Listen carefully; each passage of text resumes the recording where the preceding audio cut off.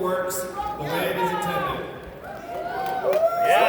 The rest of the country is looking up and they wonder what they can do to change the future, and the future's in your hands. How many of you all are parents like me?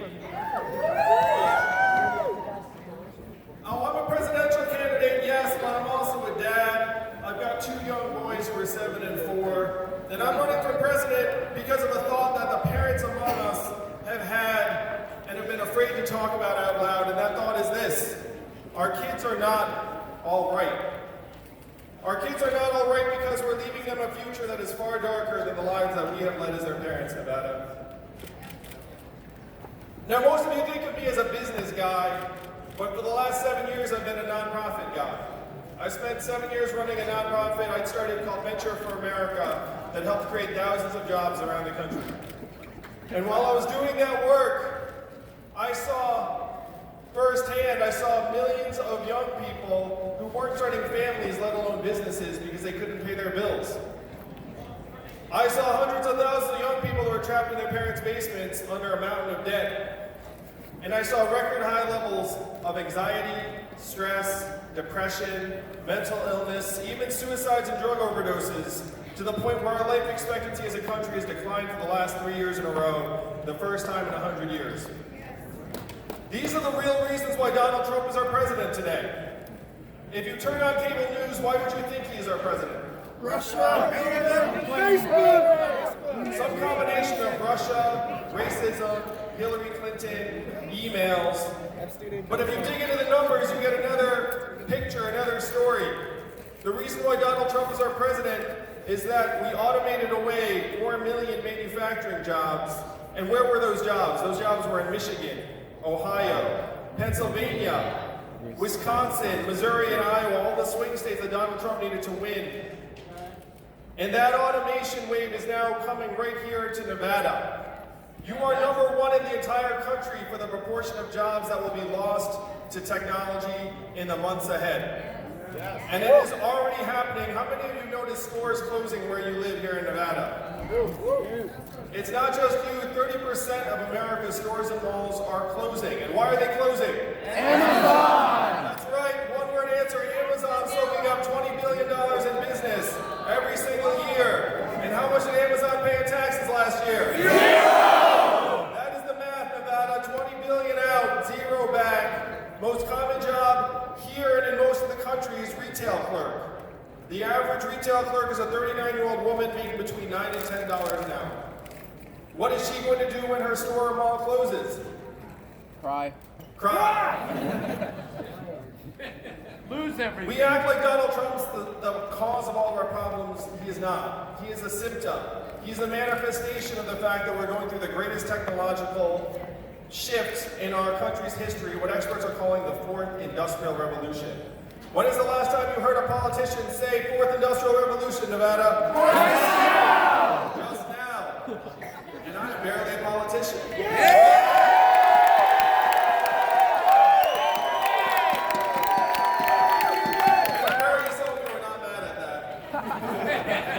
So you have to ask yourself, how did someone you never heard of 8 months ago rocket to 6th place in national polls? How did someone you haven't heard of 8 months ago raise $10 million in increments of only $30 each?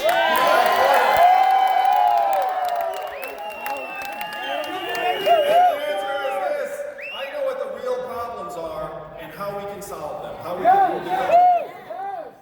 And it's up to you, Nevada, to present a new way forward for the rest of the country. Now, what is that vision? If you're here tonight, at some point you heard something like this. There's an Asian man running for president who wants to give everyone in the country $1,000 a month. The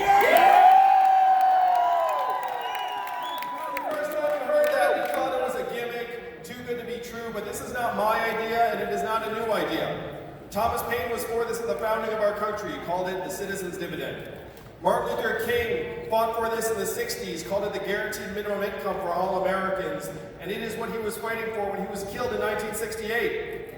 It passed the U.S. House of Representatives twice in 1971, and then 11 years later, one state passed a dividend where now everyone in that state gets between $1,000 and $2,000 a year, no questions asked. And what state is that? Alaska!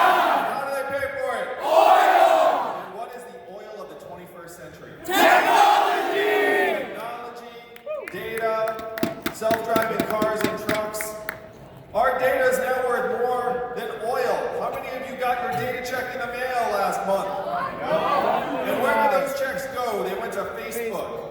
Amazon, Google, and the trillion-dollar tech companies that are paying zero or near zero in taxes. These are the rules that we need to rewrite. And I want you to think about what $1,000 a month would mean in real life in your communities. $1,000 a month would be the difference between being able to retire with dignity or working until the day you die to make ends meet.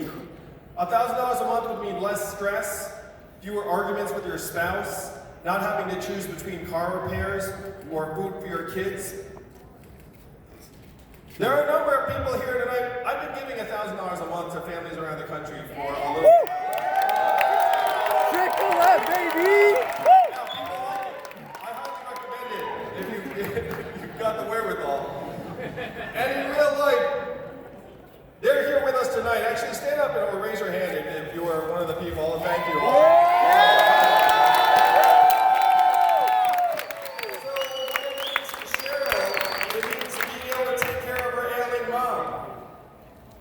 For Michael, it's buying 34 notebooks for his 5th grade students. For Angel,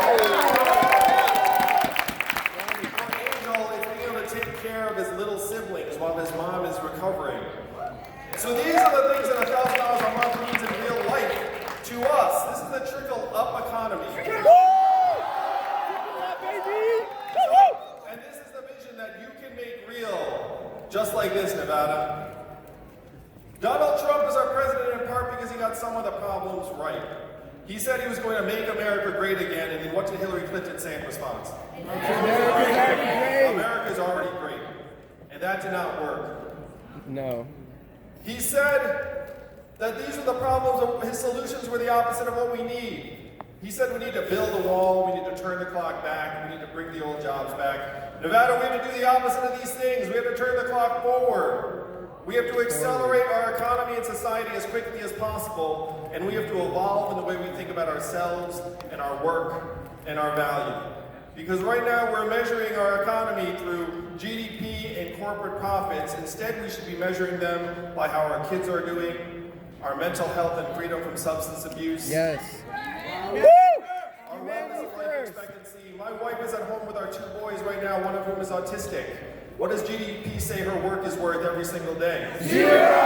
0. We know that's perverse. We know that's the opposite of the way it should be, and we can change it. You can change it. So Donald Trump made these arguments, and he convinced many of our fellow Americans because he was the only one talking seriously about the problems. We need to join them in that. The reason why I'm here with you all tonight is not because I fantasized about being president. I'm running for president because I'm a patriot and a parent, and I've seen the future that lies ahead for our kids, and it is not something I'm willing to accept.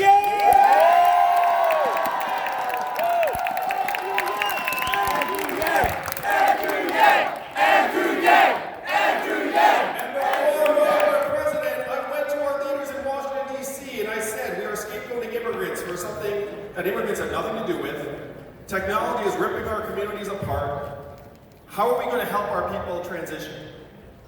And the people in DC wanted nothing to do with it.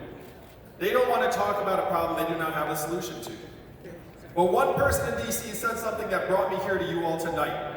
He said, Andrew, you're in the wrong town, because DC fundamentally is not a town of leaders, it is a town of followers. And the only way we will do anything about it is if you create a wave in other parts of the country and bring that wave crashing down on our heads.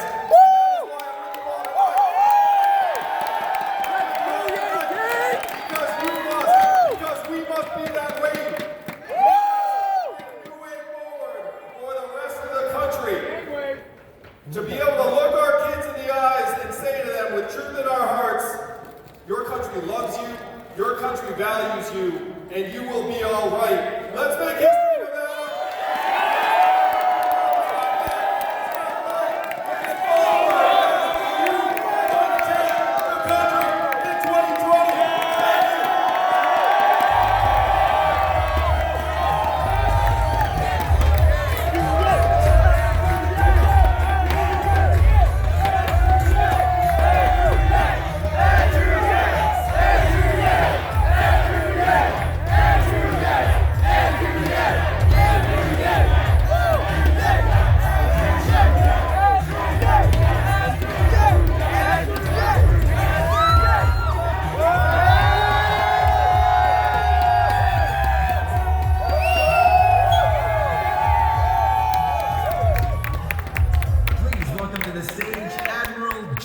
success then.